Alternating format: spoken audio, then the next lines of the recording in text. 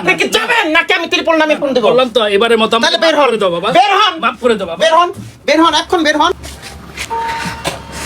কি যে একটা অবস্থা, আশ্চর্য।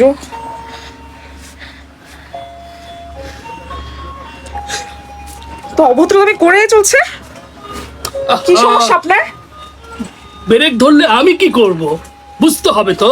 দেখেন, আমি কিন্তু অনেকক্ষণ ধরে ফলো করতেছি, আপনি আমার সাথে নোংরামি করতেছেন।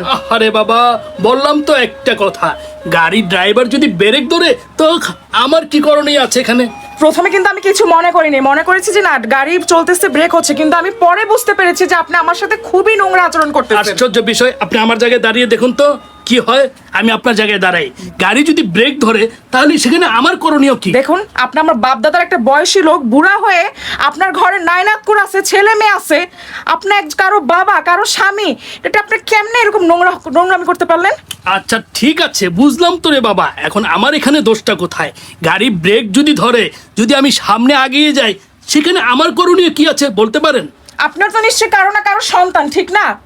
নারীর যত মায়ের মতো তো, নারীর যত মায়ের মতো তো, নারীদেরকে সম্মান না করলে পৃথিবীতে কোথাও শান্তি পাবেন না। আপনার অনেক কঠিনতম আজকে আপনার শাস্তি হওয়া দরকার ছিল। আরে বললাম তো রে মা, আমার এখানে দোষটা কোথায়? ড্রাইভার যদি ব্রেক ধরে আগে যায়, তাহলে এখানে আমার করণীয় কি তুমিই বলো। আপনি দেখে তো চলমান অস্বীকার করেই যাচ্ছেন, আপনি নিজে ফাউল করে নিজে অপরাধ করে আপনার ভিতরে একটুও কি অনুশোচনা হয় না? আপনি কেমন মানুষ?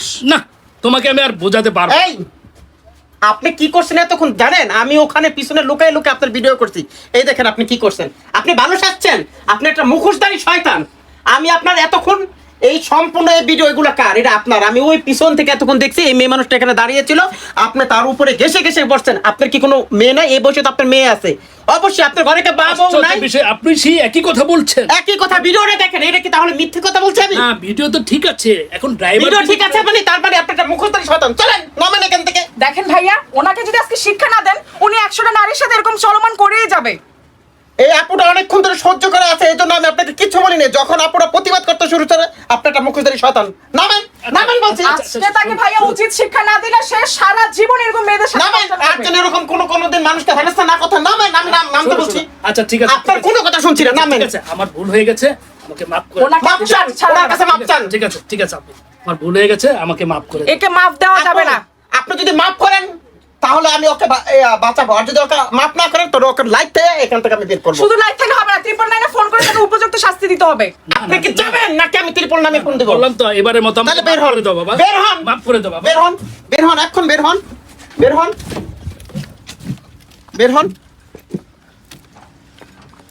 তাকে যদি আজকে উচিত শিক্ষা না দেই, তাইলে সে সারাটা জীবন বাসে উঠে বিভিন্ন ছোট ছোট বয়সী মেয়ে বা মধ্যবয়সী নারী সবার সাথে এরকম নোংরামে আর বেয়াদবি করে যাবে। এই সমস্ত লুচ্চা লোকদেরকে উপযুক্ত শাস্তি না দিলে তারা সমাজে আরো অবক্ষয় ঘটাবে।